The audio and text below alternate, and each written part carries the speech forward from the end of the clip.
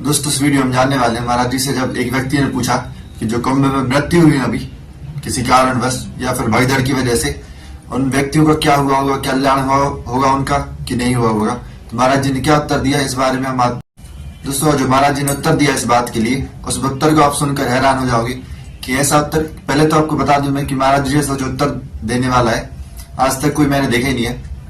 महाराज जी जो उत्तर देते हैं बहुत अचूक होता है। अभी प्राण निकल जाए तो अभी आप भगवत प्राप्त हो जाएंगे, हमारी बात मान लो। बस कृपा। एक दिन एक शास्त्र में हम प्रवचन में कह रहे थे कि उसमें लिखा संत वाक्य पर विश्वास कर ले, अगर संत कहते जाओ जीवन मुक्त तो वो जीवन मुक्त हो जाएगा। तो हम जैसे तुमसे कह रहे हैं कि राधा नाम ले रहे हो, अभी प्राण छूट जाए तो अभी मुक्त हो जाओगे तुम। प्रमाण, जब बच्चे को बुलाया नारायण, भगवान का ध्यान नहीं था, भगवान को नहीं बुलाया, अपने बालक को बुलाया जा मिलने नारायण, तो भगवान के पार्षद आ गए और मुक्त हो गया। तुम जान करके राधा बोलोगे तो तुम मुक्त नहीं हो जाओगे।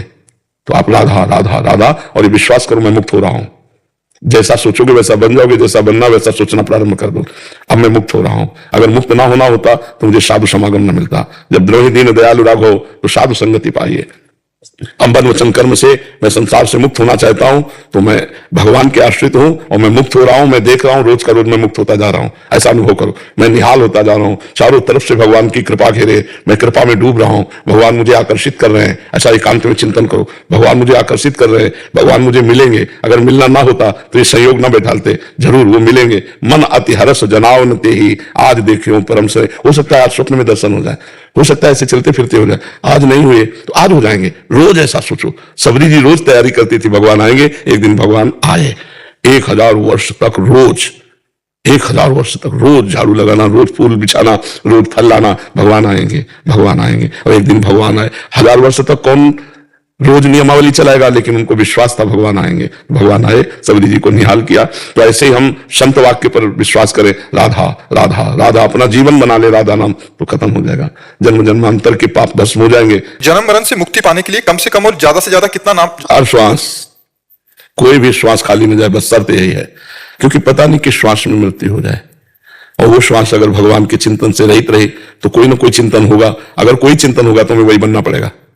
जैसे भरत जी महाराज राजपाट छोड़कर गंडकी नदी के किनारे एकांत में भगवान का भजन कर रहे थे, तो एक हिरनी पानी पीने आई, गर्भवती थी। सिंह ने पीछे से दहाड़ मारा तो हिरनी छलांग लगाई। छलांग में तो उसके योनि द्वार से उसका जो गर्भ था वो जल में गिर गया और वो उधर जाके मर गई। भरत जी खड़े खड़े देख रहे थे, कूद पड़े जल में और उस हिरन के बच्चे को बचाया। अब छोटे से बच्चे को दुलार करने लगे तो भजन छूटने लगा। तो वैसे हिरन का बच्चा तो वैसे ही प्यारा लगता है, बड़ी बड़ी आंखें, सलोना, शांत स्वरूप, और वो जहां उनकी गोद में बैठता तो बेटा तेरा सर्वत्र कल्याण हो। देखो महापुरुषों का कैसा स्वरूप होता है।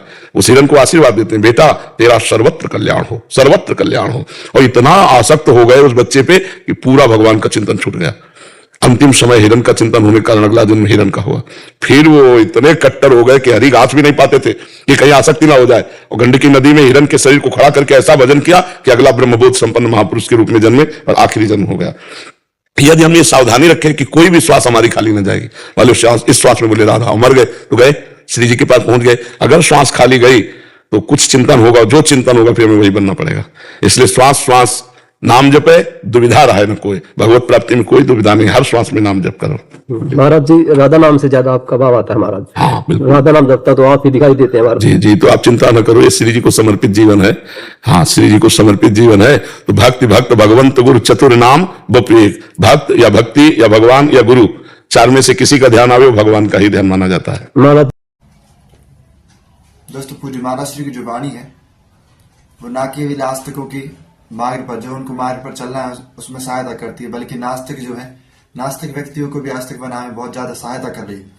इस कलिकाल में, कलयुग के समय पर ऐसा आपको देखने को बहुत कम मिलेगा कि कोई साधु महात्मा के ऊपर इतना विश्वास करता हो, चाहे वो कैसा भी कहीं से भी आता हो, हीरो हो या फिर आधुनिक दुनिया का कोई भी व्यक्ति हो, विदेश से आया हो या फिर भारत का हो, सब महाराज जी के शरण में आते हैं।